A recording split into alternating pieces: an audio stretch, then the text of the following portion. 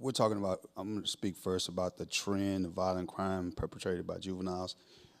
Harris County Precinct 1 is responsible for maintaining the warrants for juveniles in Harris County. Currently, there's about an average of 300 juveniles in our custody right now, as we speak, for really violent crimes. They're not in there for, cussing out a teacher. Mm-hmm.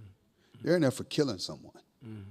They're in there for robbing people. Mm-hmm. And so what we're starting to see is that's scary to me is more females being the subject of these crimes that's happening. And it's not just fighting. At one time it got to be where there was a lot of fighting going on. It's still going on. But now there's killing. And a lot of the suspects in some of these murders are women, are girls, young girls. And so the conflict resolution part of it, I think, is where we need to really, really focus on trying to help these young people learn how to deal with conflict, because their first reaction to an issue now is violence. It's not let's talk about it. It's like let's go over there and get them. And they're coming in packs. They're coming with groups, and they're coming to hurt someone. And a lot of times that turns out with a negative impact. That's something that we're seeing. Short, long-term solutions churches can be a part of. Because I'm an active member in my church, one of the things that I've noticed is back when I first started going to church, churches were in the community, and the people from the community went to that church. Churches now, people are traveling from city to a church. And so it's sometimes, and since 2021, 2022, we've lost a lot of people in the churches, in the local churches. The churches are not as full as they once were. When we started doing video church, I'm just gonna be honest, that's how I call it. We stopped losing the relationships that we need by coming to church together. I think that was a good thing, because that was what we had to do, but I think it changed a lot with what we do.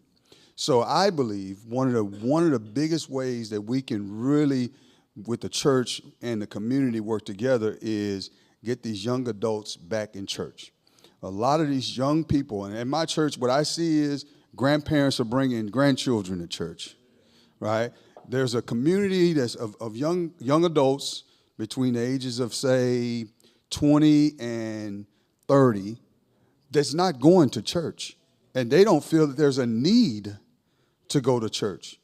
But once you get those people to understand the need for it, and their children become a part of the programs within the church, that's what needs to happen. They need to have something to do that's proactive and productive for their lives. And a lot of those children are missing some of the things we had when we went to youth school or vacation Bible school or some of those Sunday school programs that really are not even Sunday school. Some churches don't even have Sunday school anymore.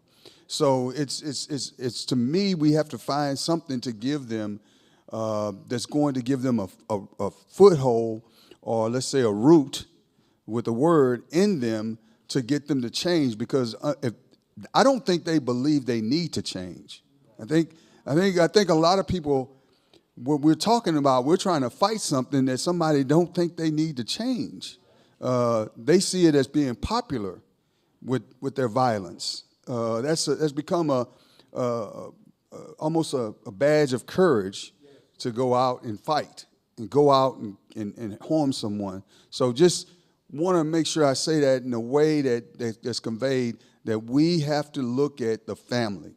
The church was established with family, and that's how we're going to have to do this. We can't just get the kid and not get the family. We got to get the family to get the kid.